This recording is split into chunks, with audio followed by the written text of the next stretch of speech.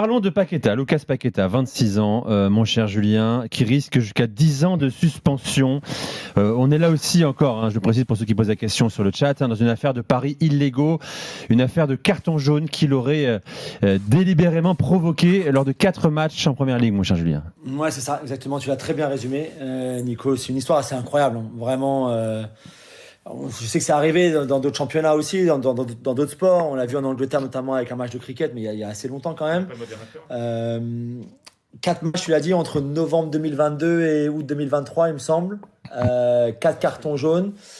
Dans des matchs au cours desquels on a vu sur l'île de Paqueta, donc d'où Paqueta est, là où il est né, là où il a grandi, là où il a encore tous ses amis, sa famille qui vit au Brésil, beaucoup de paris placés sur le fait qu'il prenne un carton jaune dans ces matchs-là, comme par hasard, bien sûr.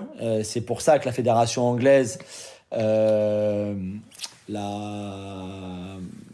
a lancé une enquête et l'a inculpé, on va dire. Inculpé, je crois que c'est le mot, c'est la traduction pour charged pour l'instant. Donc ça ne veut pas dire qu'il est coupable, ça veut juste dire qu'il y a enquête et que d'après l'enquête de la fédération anglaise aidée par la police, il semble, selon eux en tout cas, il y a eu malversation de la part de Paqueta, de proches de Paqueta. Paqueta continue lui à nier en disant que pas du tout, qu'il a pas délibérément pris ces cartons jaunes là. Si on regarde les 4 cartons jaunes, on sait que Paqueta est un joueur assez agressif quand même, il était déjà comme ça à Lyon, qu'il aime un peu la bagarre sur le terrain, qu'il n'hésite pas à rentrer dans les duels, des tacles, etc. Il y en a quand même un notamment contre Aston Villa où il attrape par derrière John McGinn qui file au milieu de terrain. Alors t'as vraiment pas besoin d'aller le chercher comme ça, qui est vraiment une méchante faute en plus, qui prend un jaune. Il y en a un contre Bournemouth à la 93e minute où il monte au duel aérien, les coups d'écarté sur Zabarni. Encore une fois, tu dis à la 93e minute d'un match où il y a un partout, où il n'y a aucun danger de monter comme ça au duel les coups d'écarté devant l'arbitre en plus, parce l'arbitre est à 2 mètres de Paqueta. Tu te dis, c'est pas très intelligent non plus, mais en regardant le match, tu te serais dit, c'est pas intelligent, il prend un carton jaune, c'est vraiment un carton jaune bête.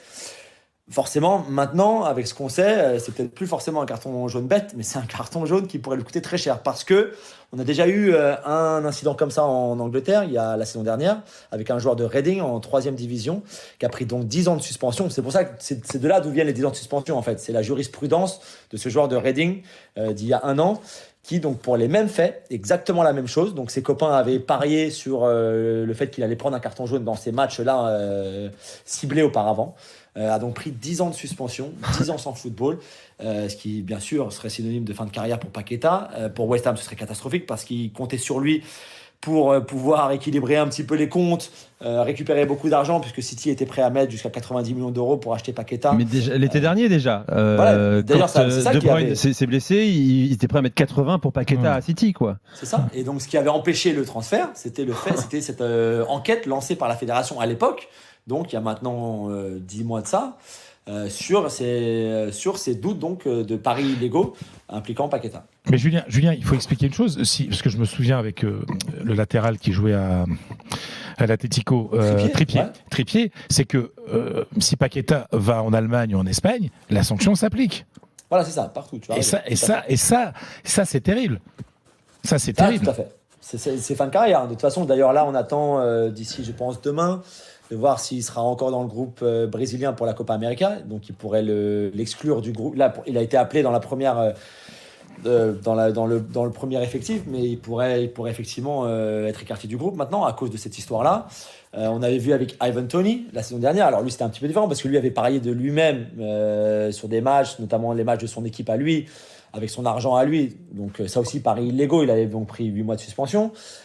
Trippier, tu l'as dit, Fredo, effectivement, il avait dit à ses copains, je vais aller à Atletico, mettez de l'argent sur mon transfert. Ce qui se fait à Atletico. Il avait pris 6 mois, lui, si je me souviens bien. Voilà, c'est ça.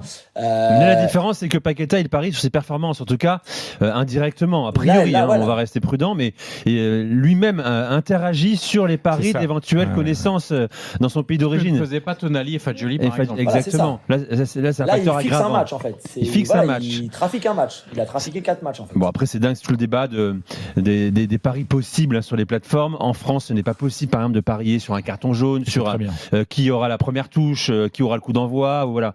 En revanche, dans certains pays, effectivement, notamment au Brésil, c'est tout à fait possible de parier sur un carton jaune, bien sûr. Bon, il a 26 ans. Si jamais il prend 10 ans, il aura 36 ans. On pourra considérer que ce sera l'un des plus gros gâchis de l'histoire du foot moderne. Lucas Paqueta, joueur merveilleux pourtant. Maintenant, peut-être qu'un jour il parlera, si c'est avéré et qu'on comprendra les raisons pour lesquelles. Parfois, il y a des questions d'entourage aussi, de pression, de contact au pays également, qui veulent croquer aussi. De pression et qui sait, de menaces. De menaces peut-être aussi, voilà. Mais en tout cas, pour l'instant, Julien Trémeni, il nie fermement. Pour lui, il n'a rien fait. Il a rien à voir là-dedans. Après, les coïncidences sont quand même assez fortes. C'est trop plus que ces 4 matchs-là, à Paqueta, chez lui, en plus, sur l'île de Paqueta, qui est tous ces paris, tout cet argent. Et pas l'île de Pâques, d'ailleurs, c'est ça. C'est vrai. Ouais, tout cet argent placé sur le fait que lui, l'enfant du pays, pourrait recevoir un carton jaune, c'est quand même un peu bizarre. Bien sûr.